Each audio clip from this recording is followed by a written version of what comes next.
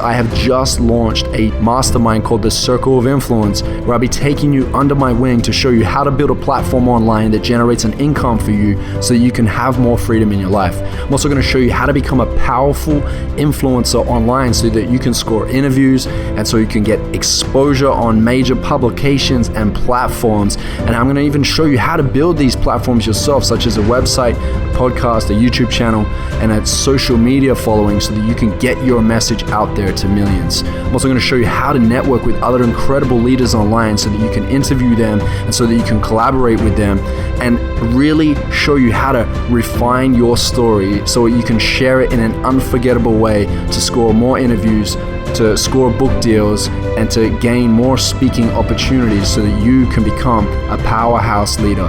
Now, if this speaks to you, make sure you head over to iamjoelbrown.com/apply and get in before I close my doors on this live, interactive, exclusive opportunity where I'm going to go deep with you and with the community of Circle of Influence Game Changers. Don't miss this. Now let's get into this interview. Ladies and gentlemen, welcome to the Addicted to Success podcast. I'm your host, Joel Brown, and I'm here today with Eric Edmeades.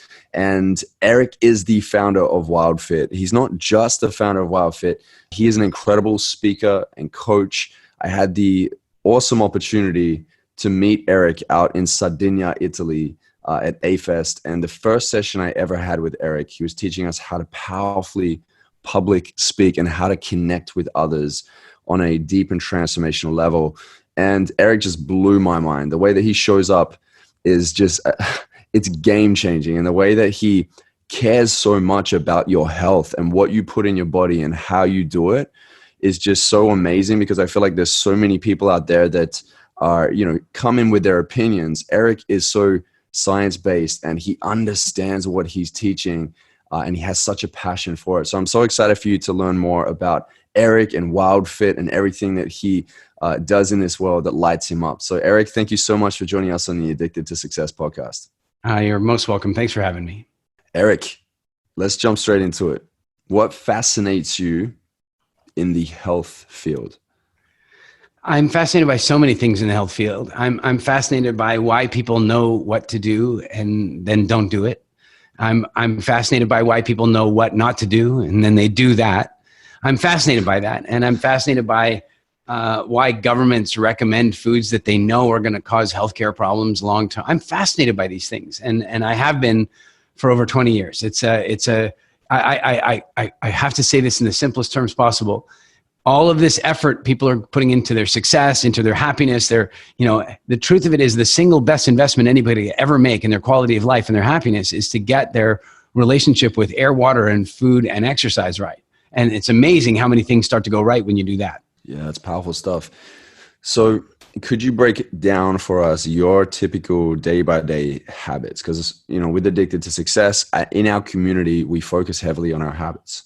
I believe that success is a habit. More of what you do is more of who you become. What works well for you? I tend to think of habits as automatic behaviors. So, and those things are generally governed by rules. So, for example, here's a habit I have. You wouldn't think of it as a habit, but it's a habit I have. I have a rule that I don't have dairy products. It's just a thing for me. I just don't do that. So funny, you wouldn't think of that as a habit. Most of these people talking about like morning routines and all that kind of stuff. But I think partly what we have to understand to get those things right is not only what we do as our habits, but what we also don't do as a lifestyle. So for example, I don't do that. I don't do sugar. I don't, so there's something about what we don't do that forms some really important things about our habits as well as what we do. And then of course, I am not so ritualistic. In fact, I was listening to Tim Ferriss talk about this the other day, this whole you got to have your routine and all that kind of stuff. And I'm much more around building habits and routines around my specific outcomes for the given week that I'm in. So for example, last week I'm touring around Eastern Europe. I'm speaking for, 8,000 people over 4 days in 4 countries. I don't really have time for my normal home routine, but there are some very specific things that I need to do to prep for that level of energy for audiences of that size. And so in that case, I have a road routine, and it has to do with certain music that I listen to, making sure that I get my workout in, making sure that I'm drinking a lot of water, because when you're speaking, you use so much water. So building routines around creating that peak performance. And yet when I get home, I'll have a very different attitude toward that stuff. I'm home with my family, and now my habits are much more family oriented. Like, one of my favorite things in the world is when my little girl like creaks the bedroom door open at about 5 o'clock in the morning and crawls into bed. Now, again, that's not my habit, it's hers, but my habit is to enjoy it a lot. Whereas I can tell you that even 10 years ago, if somebody had woken me up at 5 every morning, I would have been pretty resentful. Now it's just joyful. I feel you on that. That's awesome. So can you break it down for us on a psychological level when someone is faced with, let's say, a dairy product or alcohol, and they're like, they said to themselves, my rule is I won't drink alcohol or I won't have dairy products, but at some point they cave. What happens to somebody on a psychological level? Because I have heard you break it down before, and I love the way that you teach this.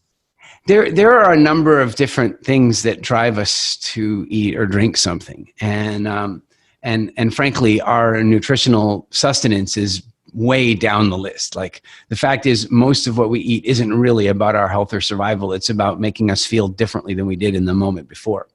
And so when we use willpower to not eat something, that willpower is going to cave eventually. Willpower does work, but it is a short-term thing. It's kind of like, I don't know, you know how you have some muscles when you're working out? There's some muscles where you can keep pushing them and keep pushing them, but there's some muscles that like calf muscles are like that. You know, you're doing calf raises. Eventually the calves just go, nope. I don't have another raise in there. And I think willpower is like that, where you've got these moments where, you know, yeah, you can hold on, but that willpower is like that muscle that's constantly being flexed. And at some point that it's going to snap and it's going to let go. And so what I'm about is helping people move past that willpower. So as you said, break down the psychology of it. Well, I'll give you a really good example. One of my clients came to me and said, wow, I'm doing so well. I've lost all this weight. She was, I remember she was saying that it was the first time she felt like she could go to the beach in a two-piece, swimsuit and feel good about herself for years. And she was still having a problem with one food. And I said, what is it? And she goes, well, icing. I've got this, I just can't say no to icing. And she says, and lately it's been getting worse. And I said, oh, okay, well, tell me about your relationship with icing. And so now what I want to do is try to figure out what it is that she thinks icing is going to give her. Well, I naturally jumped to the conclusion that, like so many other children, she was in the kitchen when her mother was baking and her mother let her lick the icing bowl out or something. And she's really just eating a bunch of nostalgia. But I said to her, well, did your mom home bake, like cook in the house and make homemade icing? Nope. How was icing done in your house? She goes, oh, my mom just bought the canned stuff. And I'm like, tell me about that. She goes, well, my mom would put the can in the can opener. I'd hear it. And I'd come running down the stairs and I'd come sneaking in through the door, come under the counter, grab a spoon. And when she wasn't looking, I'd reach up and I'd scoop some out and eat it right out of the can. And she'd usually let me get away with about 2 of those before she'd stop me. And I said, and you guys would have a big laugh and a connection, right? And she goes, yeah. And I said, so you were feeling a lot of love in those moments, right? Yeah. How's your relationship with your mother today? And she just started crying because her mother was in early stage dementia and her mother was slipping away. And that's why her craving for icing was getting stronger, because icing was one of the mechanisms for connecting with that motherly love. And the joke of it is, in this case, it was one of those things. Once you shine the bright light on it, it goes away. It was once she saw it as clearly as that, it went away. And now she didn't have to use willpower to not eat the icing. What she was able to do is associate with her true reason for eating it. And then she was also able to associate to something we call the food timeline, which is where you really pay attention to your emotional state in the period of time before you're going to eat, when you make the decision to eat, when you put the first bite in your mouth, when you put the second and third and fourth bite in your mouth, and then when you finish it, and then how you feel half an hour later or the next morning. And you know the kicker is, if you eat a bunch of icing, here's how that works. You're in a low state. You decide to eat some icing. You immediately improve your emotional condition even before you've eaten the icing, because the minute you give yourself permission, you start producing serotonin, so you start feeling good. Now, while feeling good, you eat the icing. In a Pavlovian sense, you link up the feeling good to the icing. You think it was the icing that made you feel good. It never was. It was the permission. And then you eat the first taste, and the first taste is very good because you haven't had anything sweet all day or whatever. But then the second mouthful and the third mouthful, they just don't have the same zest. And frankly, often we just finish the thing because, well, we've been taught not to waste food. And then half an hour later, you're yawning and tired. And maybe the next morning you wake up with just a tinge of a headache and you need a coffee to start your day. When you begin to see the entire timeline as one event, rather than the way most people see it as, they see it as, well, I was feeling low, and then I ate the icing, and then I felt better. It's like 3 events. No, it's one event, and the end of the event is feeling like crap. And when you get really associated to that, all of a sudden you don't need willpower anymore. Oh, yeah. This is really interesting, Eric, because I feel like there are times in my life where I knew I wanted to improve in a certain area, and it seriously came down to just making the decision. It's like, you know what? I'm going to make a decision no matter what. Yeah. And it was not just a line in the sand. It was a line in the cement. It's like, this is it. I know I need this. And usually my process is to sit down and to write out as many benefits that I can that align with that new decision, to the point where I shadow all the other justifications as to why I need to stay in this. Now I've moved my mind to a new space and gone, this just outweighs it. Do you have a process like that? Well, we have a number of them. And what I would suggest to you is this is a really good, space to talk about the difference between power and force.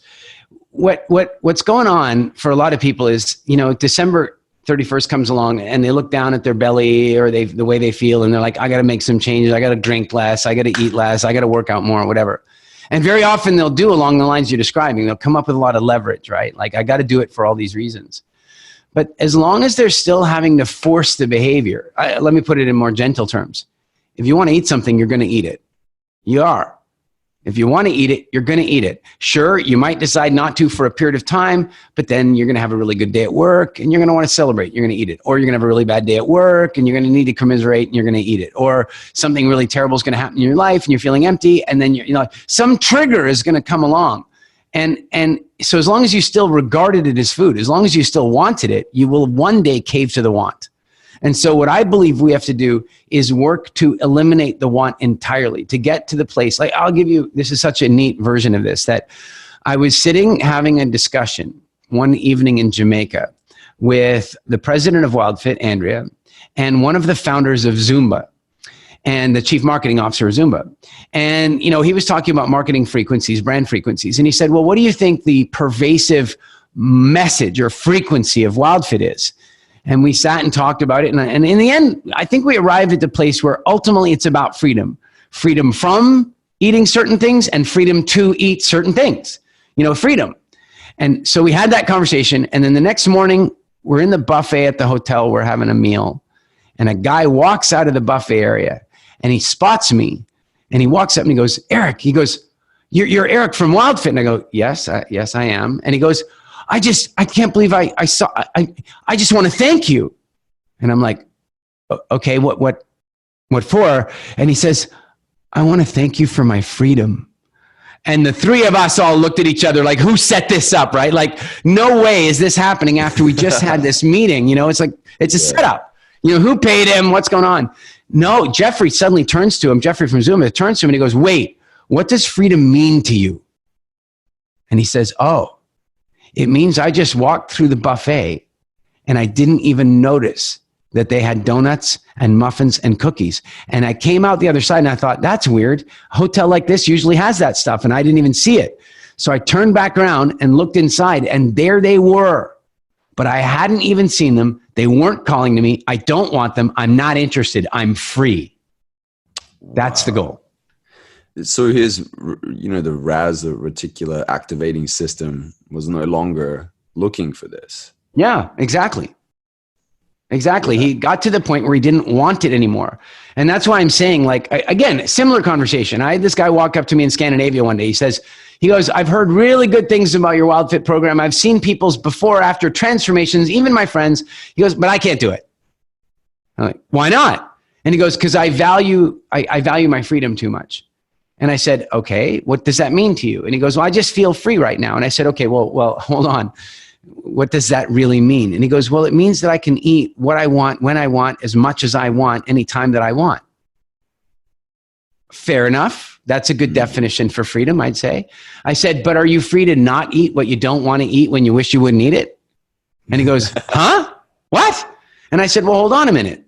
You said that you want to be free to eat whatever you want as much as you want whenever you want, right? But are you free to not eat what you wish you wouldn't eat from time to time when you wish you wouldn't eat it?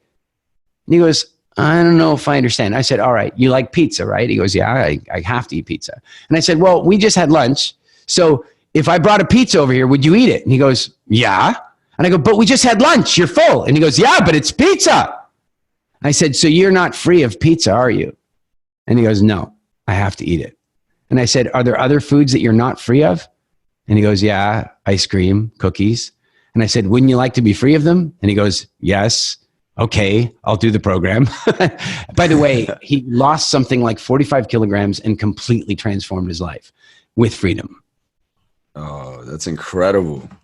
Well, I love that. I love that. That's like a perception shift. You're challenging his way of thinking in order for him to realize, like, wait a minute, I'm making an excuse here.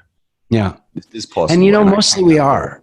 That's the truth. Yeah. Mostly we are. We've been taught this food equals love, and this food equals connection, and this food equals Christmas, and this food equals Easter. And we've been conditioned to do those things because smart marketers know that if they can install a rule in our buying patterns, that we won't think anymore. So there are people who eat chocolate at Easter and they eat it without even thinking about it, even though they might not eat it the rest of the year because, well, you're supposed to. And I think that's some of the conditioning that we have to break for people so that they can be free. I'm not saying they shouldn't eat it. I'm saying they should eat it when they want to eat it. They should eat as much as they want to eat and not more. And they should stop when they want to stop. They should be free. Yeah, no, that makes a lot of sense. I mean, look, it sounds like people are going for that emotion, not knowing that they can create that in other ways within themselves. Yeah, that's one of the really powerful exercises we do with clients is we take a look at, we identify a triggering emotion. And then we brainstorm with them a number of other ways that they can deal with that emotion. So we help them brainstorm other strategies. I'll give you a crazy, silly, simple example, but a lot of times, particularly for women, chocolate is a really great substance for loneliness. So if a woman is, and I'm sure men do this too, I just hear it mostly from women, that if they're feeling like a little lonely or disconnected, that there's nothing that'll help them feel better than chocolate will. It's like, that really works, right? And I go, well, hold on. Does it really work? Cause you eat it and while you're eating it, you forget your loneliness, but how do you feel half an hour later? How do you feel an hour later? And you go, oh, then you have the sugar crash. Now you're alone and low energy. And they're like, yeah, that's really true, isn't it? And so what's really interesting is what if when they felt that loneliness, they picked up the phone and called somebody? What if they went for a walk outside, called a friend? You know what I'm saying? Get connected and solve the emotion in a functional way instead of a dysfunctional way. Change your life.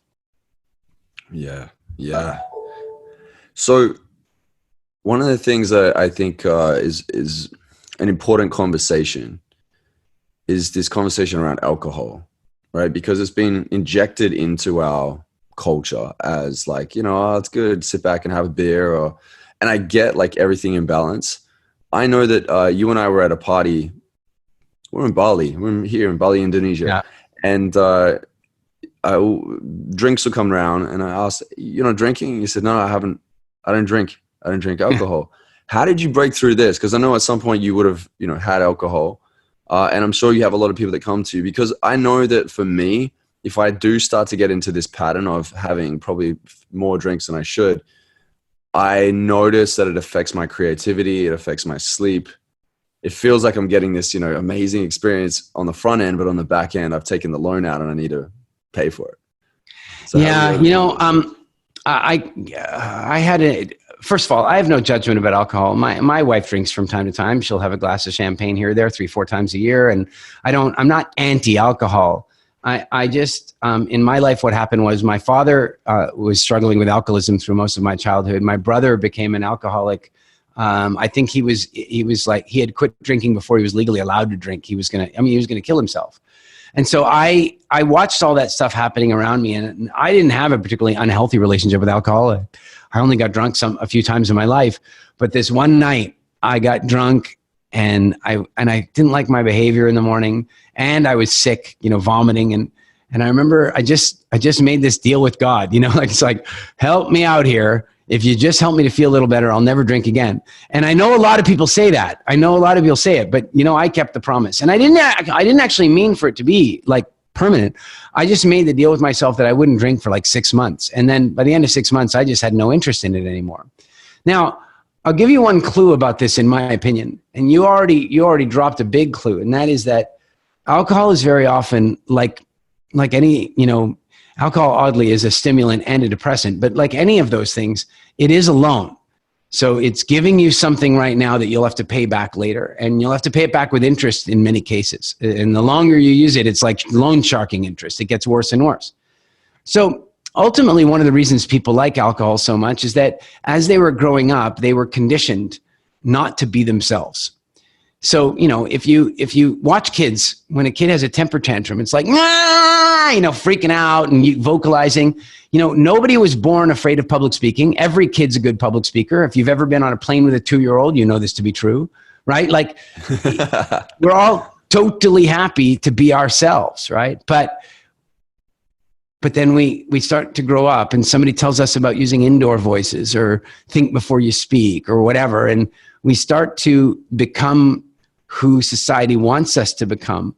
And what alcohol does is it gives us permission to break out of that for the evening, to be a little louder, a little funnier, a little more verbose. But the problem is that there's a threshold, right? And silly joke, but I heard this comedian once. He says to his friend, "How come you enjoy drinking so much?"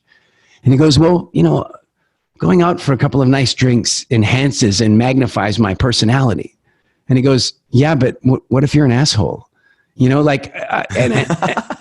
And unfortunately, I've seen quite a lot of that, and so my feeling is one of the ways that we can adjust our relationship with alcohol is to really get to know ourselves first and give ourselves permission to go out to a party and cut loose and have fun and do all that stuff without needing the alcohol to depress our inhibitions and stimulate our actions. And I think that I'm really I'm glad that I stopped drinking so young because I was forced to learn that stuff. A buddy of mine quit 10 years after me. I went out dancing with him and a bunch of friends one day, and the guy was a stiff shirt. Like he had no, because alcohol was his shortcut for personality. And so I think one of the ways that we can adjust our relationship with alcohol a great deal is by working on self-identity and personality. And there's another thing. And when we created WildFit, we knew it was about nutrition, right? But what has blown me away is the number of people who have written to us after doing the program telling us that they have completely changed their relationship with alcohol and even stopped it completely when they were an alcoholic. It's not designed for sobriety, but what's really fascinating we found is that it is a lot easier to break addictions when you are well hydrated and well nourished. When you are eating really well, those addictions have less hold on you. Yeah, I believe that. And one of the things I noticed even within myself was when I started to get on top of my vitamins, my minerals, I started to pick up a new gym routine and challenge myself, and I started to notice growth. It's almost like this thought of, if I go and drink tonight, I'm going to undo the good work I've been doing all week. That's kind of the story that started to play in my head, which actually supported me in not drinking as much as I used to. Yeah. And, I think the other thing to think about with alcohol is if a client of mine were to come to me and say, "Well, Eric, I'm going to drink and I want to drink 6 glasses of wine a week. Should I drink 1 a day for 6 days of the week, or should I drink 6 glasses of wine on a Saturday night?" I'd be like, drink 6 glasses of wine on a Saturday night. Just go do it. And then give your body a week to recover. But you see, what a lot of people are doing is they're going, "Well, I don't drink that often. I mean, I don't drink that much.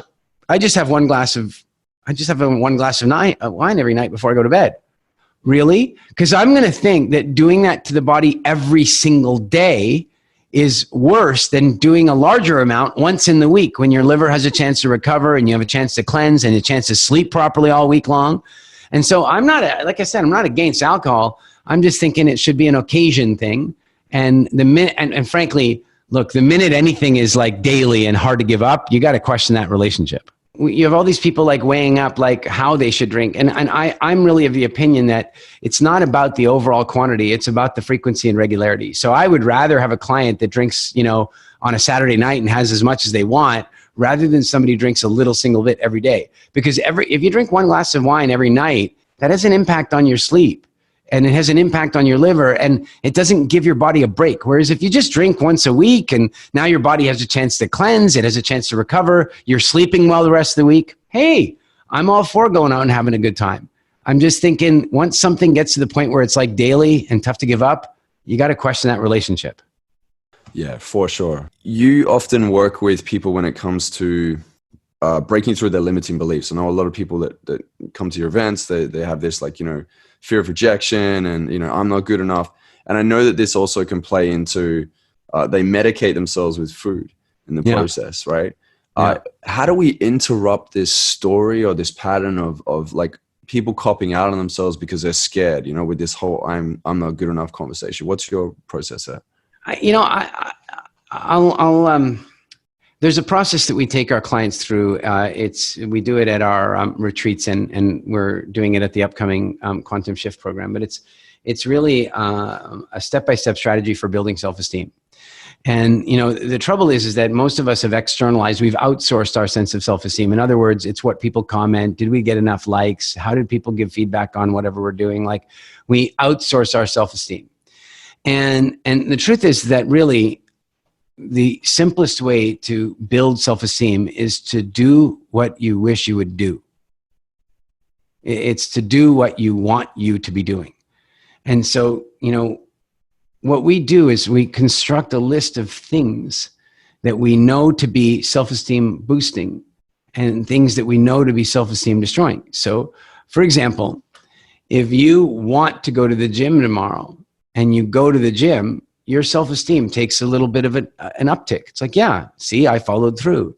But if you talk yourself out of going to the gym, then your self-esteem is going to slide just a little bit. And so one of the things that we start to look at is the decisions that we make on a daily basis that have an impact on our sense of self-worth.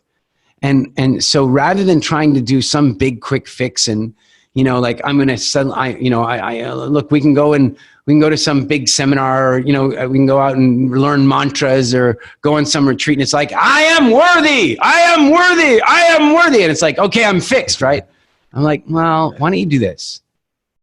How about you set a goal to floss twice a day, every day for a week when you haven't been flossing enough? Because you know what's crazy? After a week of flossing every day, you're going to feel a little better about yourself. How about this? You just want to start off gently going for a walk every day. So how about you just commit to 5 minutes a day of going for a walk? And you know what's crazy? After about 10 days of going for a 5-minute walk every single day, you know what's going to happen? You'll feel a little better about yourself. And so by completing on these very small things, it's very much like, I think the idea of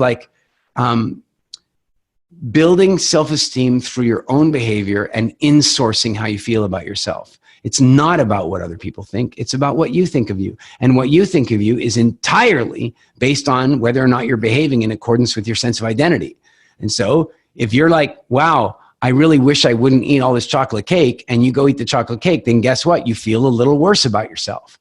And so that's really, I think, a key principle that we can use in moving to a place where we're not now having to use something like alcohol to overcome a sense of lack of self-worth, because guess what? We already feel good.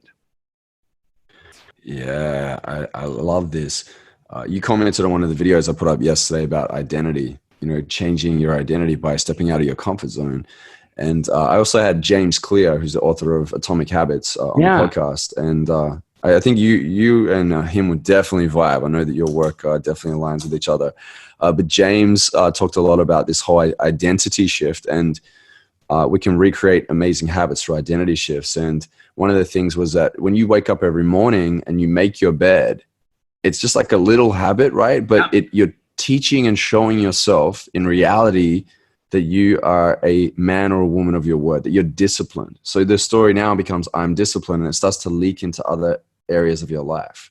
Yeah. Going to the gym and not eating that cake on the counter when you've already had too much sugar for the week, Yeah, it's very much like that. And it is the little things that can have such a big impact on that, for sure. And that is kind of the exercise, is working on the identity. You know, Joel, like, here's the deal. I'm fit, I'm healthy, you know, I'm doing okay. Last year I went out to go visit with the Hadza Bushmen in East Africa. They wanted me to go hunting with them. I carried a tracker with me so I'd have a sense of the distance. We did 27 miles that day. And the next day we did another 17 miles. I'm not 23 anymore. I did not train for this marathon experience. I just did it. I'm in good shape.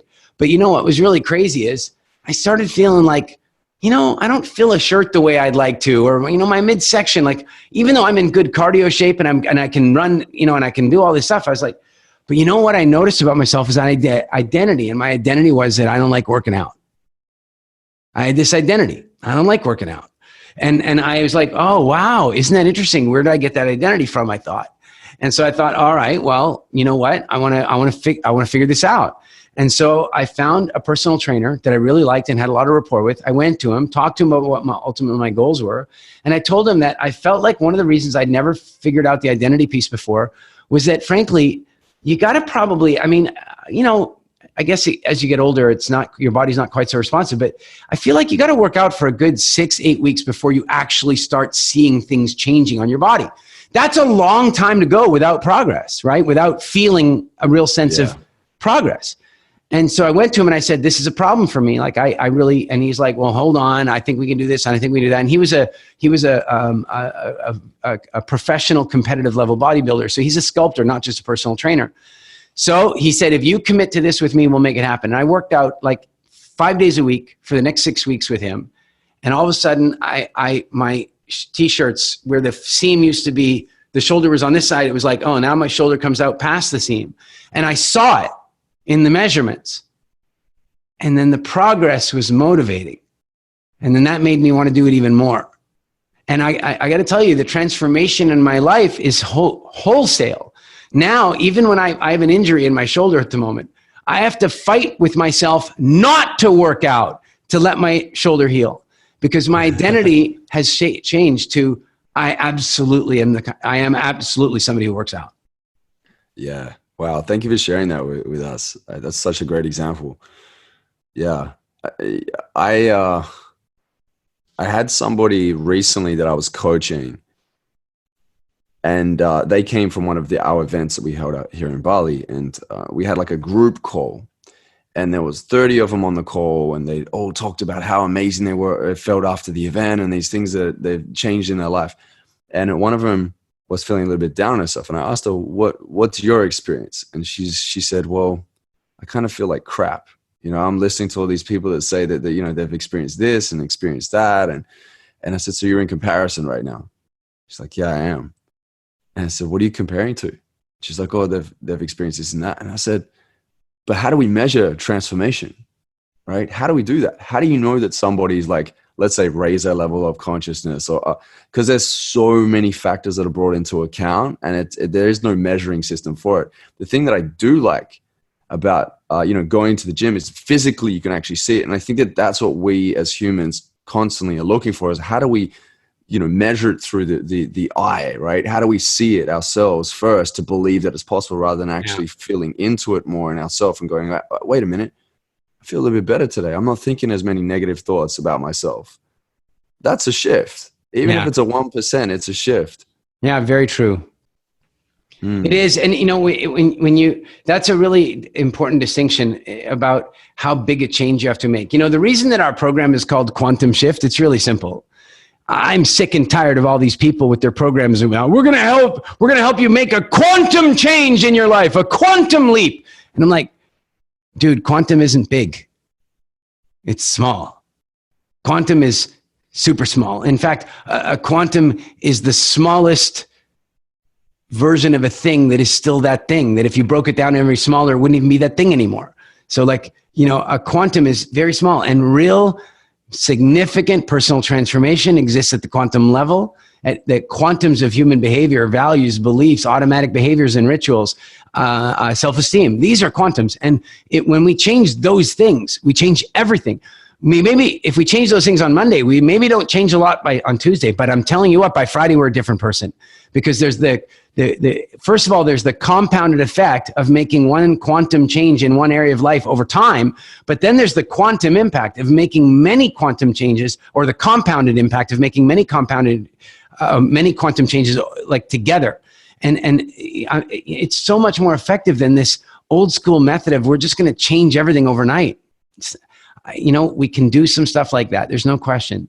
But when we're talking about creating a really masterfully lived, extraordinary quality of life, I think we have to be looking at exactly that type of stuff like you described. It's got to be about how you feel about yourself. Yeah, for sure. It's definitely a good goal to set. I've started to put that into my vision process of what's your goal around how you're looking at feeling this year? Like, what are you focused on? What are you bringing into your life in order to increase that feeling? Yeah. Important stuff. Now, when it comes to the field of health, what are you most excited about and looking forward to as we start to advance in this space? The largest dairy producer in America filed bankruptcy today, or one of them filed bankruptcy today. And there's a part of me that goes out to the owners of that business, and my heart goes out to them and the employees of that business, and because I feel for that. I understand what that process is like, and I feel for all those people. And I also see something else happening, and that is that the dairy industry has been in steady decline as people have begun to realize that we were sold a bill of goods about their essential, about how important they were to us and this kind of thing. And what that's beginning to indicate is that if we really want to change the diet industry, if we really want to change the food industry, if we really want to change the pharmaceutical industry, the best way for us to do that is not necessarily to go work with the government and try to change regulations, because we can't compete with their money. But what we can do is work directly with the consumers and get them to change their buying patterns. And in doing so, we can force the manufacturers to change. And we're already seeing that at a big level where, they in the news report that I saw about this dairy producer going under, the very first sentence in it was, as demand for milk has been going down because of plant-based milk alternatives coming up, it's become more and more difficult to be in that business. In other words, the consumers are voting with their money, and it's having an impact on food production. That's what needs to happen now. And on a smaller level, I had one of my clients call me and say that their local butcher, they used to order sausages, it was grass-raised meat, and a very, the butcher worked only with really heart-centered ethical farmers. But the problem was they would always put syrup or honey or something in the sausage. So she would always call and say, well, I actually don't want that. I don't want the sugar in there. And then after a couple of months, she called up to put her order in, and the butcher said, you don't need to put your special order in anymore. She said, why not? She goes, well, we don't add syrup and stuff to any of the sausages anymore. Why not? Well, because there was you, and then we got this other WildFit client. They started asking for their sausages without sugar in them. And we started wondering, why are we putting sugar in them? So then we tried some of the custom ones we were making for you, and we found out that they were bloody delicious. And so we've removed sugar from all of our sausages. And so, at a huge level, one of the largest dairy producers in America just went bankrupt. And at a small level, this butcher down the street has decided to stop putting sugar where it's not necessary. What I'm excited about is stimulating the food revolution and stimulating different buying patterns so that we can do things like reverse type 2 diabetes, so that we can reduce the number of cancer cases that are happening around the world, so that people can be in less pain from inflammation and infection and autoimmune disease, so that people can fundamentally be happier without having to take drugs to get there. Yeah. So apart from the ethical standpoint with the dairy industry, what is the main reason as to why you don't have dairy? Well, all right. I mean, you've said apart from the ethical reason, I just want to touch on that really briefly. And that is to say that I can't imagine a less ethical treatment of animals. I mean, look, if you think about it, Joel, honestly, if I offered you, let's say you had to reincarnate in your next life, and I go, well, you can choose. There's this beautiful family-owned, heart-centered farm over here, and you have a choice. You're going to be on that farm in your next life, but you have a choice between being a dairy cow and a beef cow. Which would you choose? Yeah, right. I mean, I'm telling you what, you would take beef cow all day long because you're going to go live out in the pasture, you're going to eat grass, and one day they're going to come along and slaughter you and harvest you. But if you're a dairy cow, they're going to artificially inseminate you with a machine, or maybe if you're really lucky with a bull. And then after that, they're going to take your baby away from you and keep you lactating for the rest of your life in some kind of abject torture and slavery. So the dairy industry is unconscionably unethical, in my opinion. But, there's another side, and that is that, there's nothing redeeming about dairy products from a human consumption perspective. They're not good for us. They cause all kinds of issues for us. If anybody's dealing with respiratory infections, ear infections, nose infections, sinus infections, cut dairy products out, and a huge number of those cases simply clear up. Acne, cut out milk. It goes away, most cases. And then there's the longer term impact that if you're, artificially sticking all this calcium that isn't even bioavailable to you, like it's undigestible calcium because it's in the form of a bovine secretion that we've never evolved the ability to process. Apparently, 1 glass of milk a day, or even an artificial calcium supplement at that level, increases your chances of developing prostate or ovarian cancer by something like 200%. So there's no good reason for drinking milk. Not even adult cows drink milk. In fact, we as humans eventually grow teeth. We stop producing lactase because we no longer need to break down the milk sugars, because milk was designed perfectly for us to grow through a very specific stage of life. In fact, Joel, I don't know if you know this, but not only is milk designed for that particular stage of life, but your mother made different milk for you in week 1 of your life than she did in week 2. Oh, wow. And she made different milk again in week 3, and then different milk again in week 4. She was altering, of course, unconsciously, the formulation of your milk for the perfect state of your being in that moment, the development of your immune system, the building of your bones, the building of your body. She was developing the perfect version of it. Now, I got to ask you, the next time you want to suck back a glass of milk, what stage of development was the baby cow at?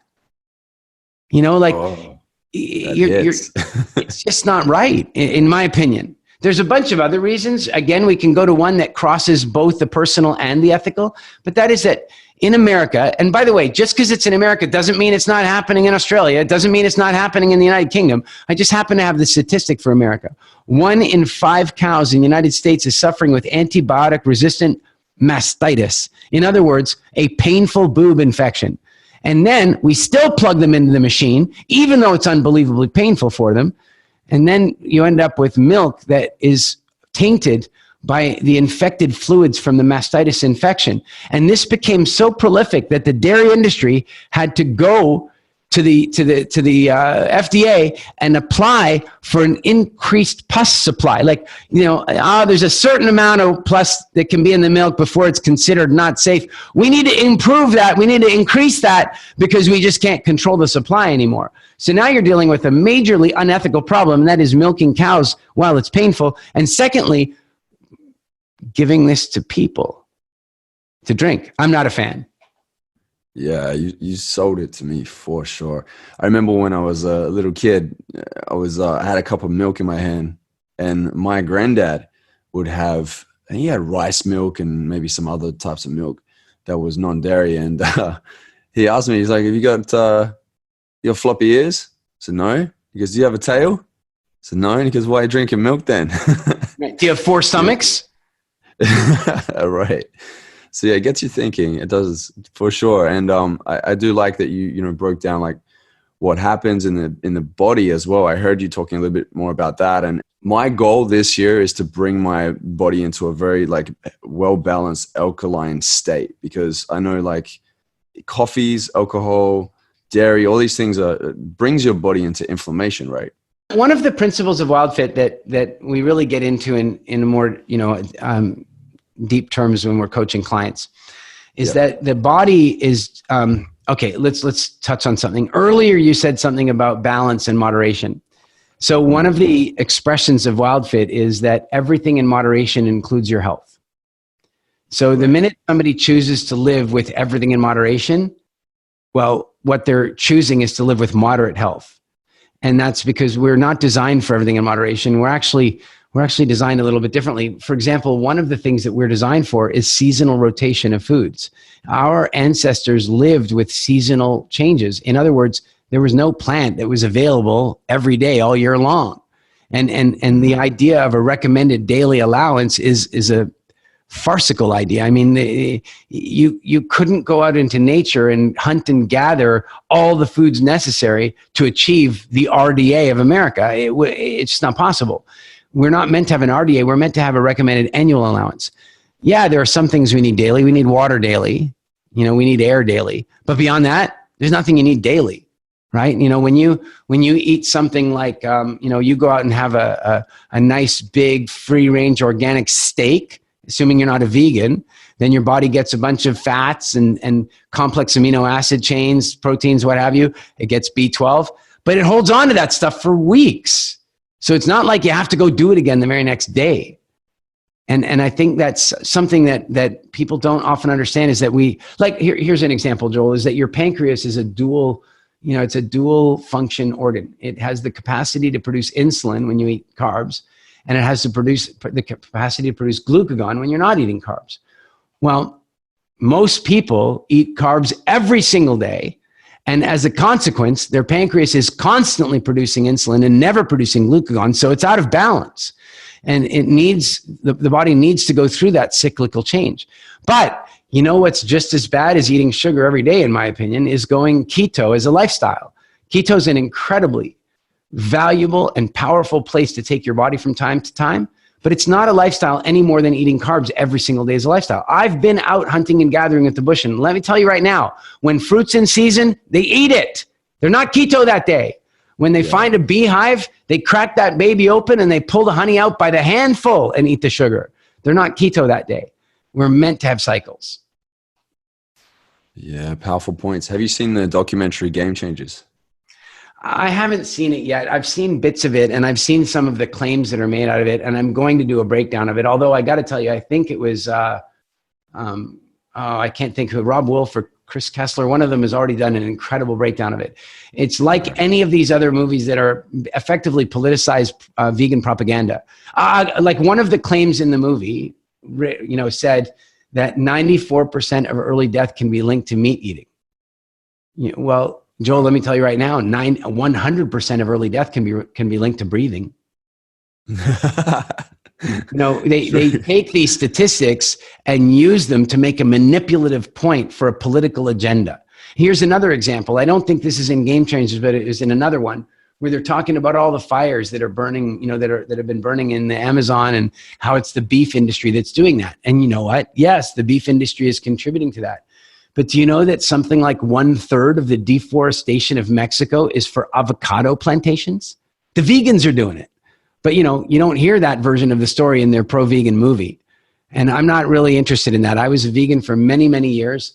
And it was only through research and letting go of my ego and really tuning in my desire to actually find out the truth, that one day I had to wake up to the reality of that and move in a slightly different direction. Yeah, very interesting stuff. I was a vegetarian for 24 years. From 7 years old. And I recently, in the last 2 years, have gone pescatarian. Yeah. And I can tell within me, I feel like my energy levels are a lot better. Yeah. And I didn't know that. But the thing is, I've got a contrast now, because for 24 years, I wasn't having it. And then when I started to, I'm like, oh, wow, something's different. Yeah. What happened to me is I was like, I want to say, I don't know exactly how long, 4 or 5 years vegan and vegetarian for buffers on either side of that. But, what happened in my case is I was training for the London Marathon while doing research in this space of nutritional anthropology. And one of the things that the vegan movement used to say, of course, they can't get away with it now because people know, but they used to say that humans are the only great apes that eat meat, and the rest of them are all vegetarians, like gorillas. Gorillas are actually vegetarians, or herbivores is the correct terminology. But you know what? Chimpanzees are not. They are unbelievably effective hunters. Their favorite thing to hunt is colobus monkeys, and they're really good at it. Bonobos hunt, they eat meat. Our closest primate relatives are meat eaters. And I was discovering all this to my horror, because I'd been one of the people talking about, our teeth aren't shaped right, or our intestines are slightly different, or whatever. I was ignoring the real clues of human history. And so one night, about, 2 weeks before running the London Marathon, and I was training heavy. I was running 15 to 18 miles, 3 days a week. I was prepping for the marathon. And I woke up one night having an incredibly powerful dream about eating meat. And I hadn't had meat in over 5 years.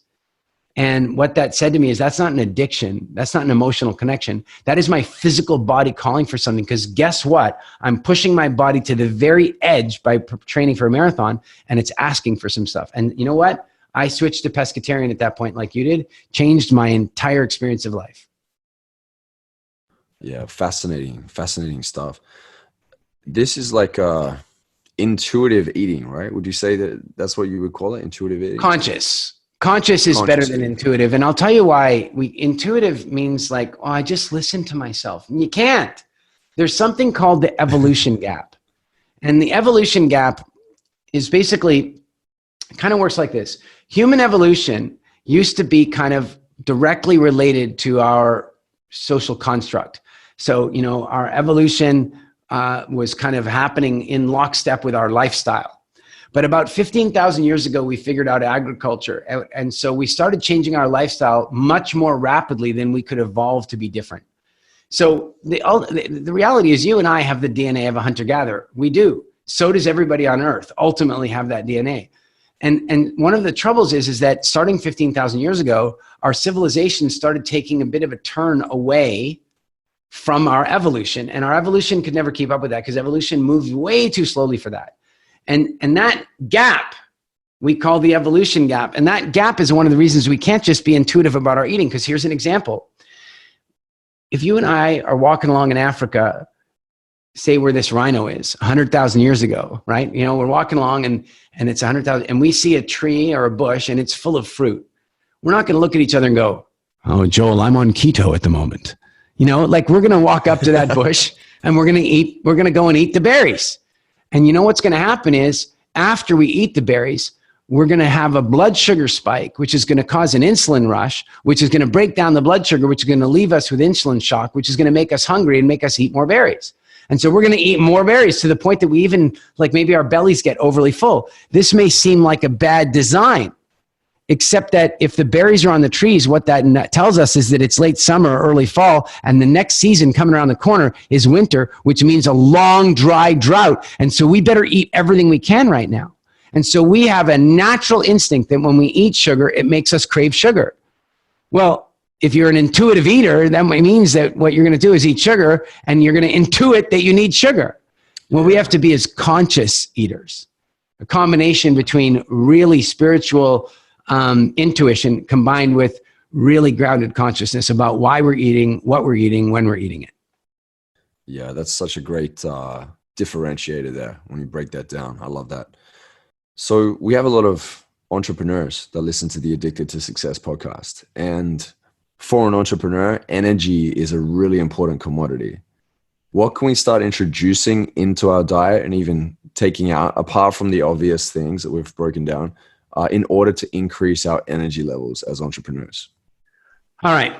So here's how this goes. Is I spent many years teaching business and entrepreneurship around the world. I'm fundamentally an entrepreneur. My first business was mobile computing, wireless networking, barcode scanning, logistics management, and so on. And my next business after that was I bought a Hollywood special effects studio in Northern California, where we worked on movies like Avatar, Pirates of the Caribbean, Iron Man, Transformers, that kind of stuff.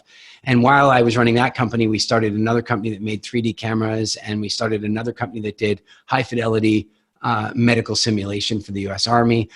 I'm saying all this to say that I'm at heart an entrepreneur, and I've had a diverse entrepreneurial background. And a lot of times people would come to me and go, "Wow, you must be really good at business, or you must be really good at marketing." And I'd say, "Well, mostly I just have a lot of energy." That's really mostly it, is I got a lot of energy. And so then what started happening when I started teaching business around the world, and that I first started teaching business because I got invited by Tony Robbins' team to come and teach business at his seminars. And I fell in love with doing that. It was so much fun touring around the world with Tony that I then decided to start teaching our own workshops and our own seminars around the world. And what was happening is our clients kept coming to me and going, "Eric, how can you do that? How can you get on a plane, fly here, have no jet lag, get on stage, speak for 10, 12 hours a day?" If you were at my speaking workshop, that was probably 5-6 hours. That's a ton of energy I'm putting out. Yeah. That doesn't show.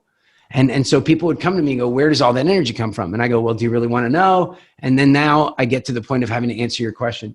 And the trouble is, answering your question isn't so straightforward because everybody wants there to be this silver bullet. They want me to tell them that if they use athletic greens, they're going to feel better immediately. And while I think athletic greens can be really good for them, I don't have a single fix. What I have is an understanding that by introducing real consciousness into our relationship with food, we can do some important things. Like here's an important thing. Your health is far more determined by you getting enough of the good stuff than it is by you eliminating the bad stuff. Now that's a really important thing. It's a principle of WildFit. It's a truth. And the fact is that most diets are all like, eliminate this, don't do that, don't eat this, cut that down, count your calories. No. The very first thing that somebody should do to transform their health is make sure that their nutritional needs are being met in the most functional way possible. And the funny thing is, if you do that, your body's incredibly forgiving about overeating on the other junky stuff, right? So that's the first thing, is to get enough of what you really need. So what do we really need? Well, I mean, that's really straightforward. We need a variety of seasonal plants, fruits and vegetables. We need them seasonally rotated because we don't want to be eating fruit with any kind of regularity because we're never meant to. We don't want our pancreas producing insulin every day all the time. So we need a seasonal rotation of about 200 different plant species a year. We need really good high quality proteins. We need a variety of fats. We need all of the amino acids. We need all those things. And so we know that, our hunter-gatherer background would tell us, well, root vegetables, greens, fruits, seasonal fruits, and high quality, free-ranged, best quality we can, animal products, meat, eggs, fish, that sort of stuff. Those things are core to our needs as a human being. And anything else that has ingredients you have to read, or it comes in a package or is processed in any other way, it's not even really food. You can have it. Yeah. But don't think of it as food. Think of it as an emotional experience. Yeah. You got me thinking. I think that what I've been doing lately is just sticking to a lot of the same type of meals. I mean, I'm in Bali right now. I got Gojek. I can order from any cafe restaurant around here. It's like $1 for them to go and pick it up and bring it to me. And then obviously I pay them the cash for picking up the food. But, we've got an app here of all these options and I keep sticking to the same meals. So I like this because now I'm going to start challenging myself and going, okay, cool. Maybe adding some more, plant-based meals today. And then tomorrow, switch it up with something else that I wouldn't usually pick and test By the way, it out in the body. It's so healthy for your gut biome. If you eat only one thing, you breed an incredibly narrow gut biome. When you eat a variety of different plants, your gut biome gets healthier, the population becomes more diverse, and you become more robust in your ability to process foods. Wow. Game changer right there. I love that. Yeah. Awesome. I'm going to start doing that. Amazing, Eric. Amazing. So how do we find you online and where are your programs? Well, online I'm eric.ee or ericedmeades.com. Social media wise, I handle my own Instagram. So if anybody has questions or comments, write to me. I deal with that myself. I don't let my team can do Facebook and that's fine, but Instagram's all me. And those are probably the best ways to reach me. Programs, they can find at ericedmeades.com or by following me on Instagram and I can connect them with our team. The big stuff that's happening over the next year is, we have WildFit is just growing absolutely unbelievably quickly. And so that's a big, big deal at the moment. Anybody who wants to really, consider their relationship with food and not ever go on a diet again, then definitely go to getwildfit.com and start a new conversation with food. Yeah, good stuff. Guys, make sure you jump onto it. I know so many people that have gone through this program that have had amazing results. And it's about results. If you've got testimonials, case studies happening over and over again, Eric is doing something right. There are a lot of programs out there, a lot of people preaching things and not living by it. Eric, I know for sure, I've seen him live in the flesh. He is a man of his word, and he is also a man who lives by the things that he loves and teaches. So make sure you follow Eric. Eric, if we could take away 2 to 3 tangible things to start actioning today, what would they be? All right. So we've in our quantum shift program, one of the exercises we go through is we recognize this reality, and that is that your biochemistry in any given moment, and think about how long the present is. I mean, it's not even a thing. The present doesn't even really exist. The future becomes the past in a heartbeat, right? And there's this tiny little sliver in the middle that we call the present. And your biochemistry affects the way you perceive that present, which means it affects the way you make decisions.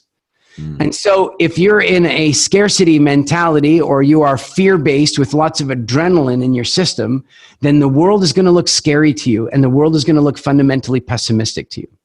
So what we do is we go through a process where we've taken a look at the 14 core needs of a human being and figure out that when we satisfy those needs really effectively, we build the best case for solid biochemistry that allows us to see the world the most optimistic way possible, fundamentally being happier. So just for the sake of brevity, let's just go through the physical things. In the order of survival, in other words, in the order of importance that you need these things, number one is air. You've got to have good quality air. You got to have it. And most people don't. They breathe shallow. They sit down all day. I'm standing up right now. They sit down all day. Their lungs are crunched over. They're not getting enough air. They're not getting enough air to their brain. And so as a consequence, they're negatively affecting their biochemistry and making the world a harder place. Number two is water. Where air you can only live without for a few minutes, you can live a couple days without water. But the truth is you shouldn't. You should be well hydrated all the time with the best quality water that you can get. In my opinion, the best quality water is glacial runoff or mineral water rather than, say, like reverse osmosis, purified, whatever. I'm as natural as the water can be, the better. Number three is making sure that you are getting enough sleep. Funny enough, you think it might have something to do with food. Nope. If the NSA really wants to break you, they don't need to waterboard you. All they got to do is take away your REM sleep for 3 days. Then you'll tell them everything. Your brain goes into meltdown mode if you don't sleep correctly. And so air, water, sleep, then good food energy, good food nutrition, movement, and sunshine. That's my takeaway for you. If you work on that checklist, if all you did for the next week is make sure that you are a 10 out of 10 on each of those areas, I think you can change your whole life. I love that. I'm like 2 to 3 things. You break it all down and give us even more. Thank you so much. Wow. Good stuff. Good stuff. So Eric, thanks a million for being a part of this podcast and sharing your wisdom with my audience.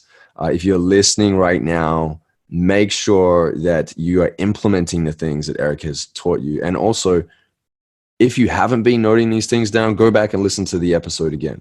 And if you feel like there's anyone that needs to hear this, I believe everyone needs to hear this, but if you have somebody at top of the mind, make sure you share this episode with them so they can get the good wisdom from Eric from this episode. Now, Eric, I always end every interview with this last question. And the last question is, if you were to deliver your last 30-second speech to the world, what would that last 30 seconds sound like? Have fun. When things get difficult, treat it like a video game. In a video game, when you get to the hard stuff, you don't go, oh man, it's the hard stuff. You go, awesome. This is an opportunity to power up. Live life like that.